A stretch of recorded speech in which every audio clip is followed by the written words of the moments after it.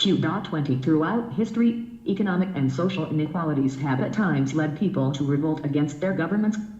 Discuss in light of the French Revolution. Introduction. History has shown that large inequalities in wealth and income persist and do not always lead to rebellion and conflict. In fact, very often they do not.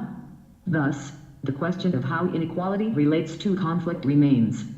The review of the literature shows that some inequalities matter more. TLP Phase I, GS1 Compilation 2018 Type Text page 41 than others. Inequalities can occur between individuals, creating social classes, but also between countries and between cultural or ethnic groups. The goal of any political association is the conservation of the natural and imprescriptible rights of man. These rights are liberty, property, safety and resistance against oppression. Declaration of the Rights of Man and of the Citizen.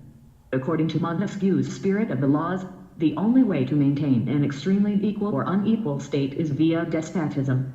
Body. The French Revolution was caused by economic problems, inequalities in society, the poor leadership of King Louis XVI, and Enlightenment ideas. Leading up to 1789, France was experiencing difficult economic problems throughout their society. French Revolution was partly caused by a strictly rigid class system in which rights and privileges were determined at birth, and would never change throughout life except by royal assent. This had been the case throughout Europe for over 800 years, but as the ideas and philosophies of the Enlightenment spread throughout Europe during the 18th century, many European monarchies had either adapted accordingly voluntarily or otherwise, or had kept the lid on them. Neither of these things had happened in France. The French ancient regime of its pre-revolutionary social order was divided into three tiers or estates, the first estate being the clergy, the second estate the nobility, and the third estate being everyone else, effectively as the peasantry. 2% of the population was almost free of any taxes, and benefited hugely from the taxes paid by the remaining 98%. So the peasants were not happy, because they were poor and they were paying strong taxes. But the bourgeois were furious. They were the ones supported the economic growth and created wealth. They were rich, very rich, some of them are richer than many people in the aristocracy.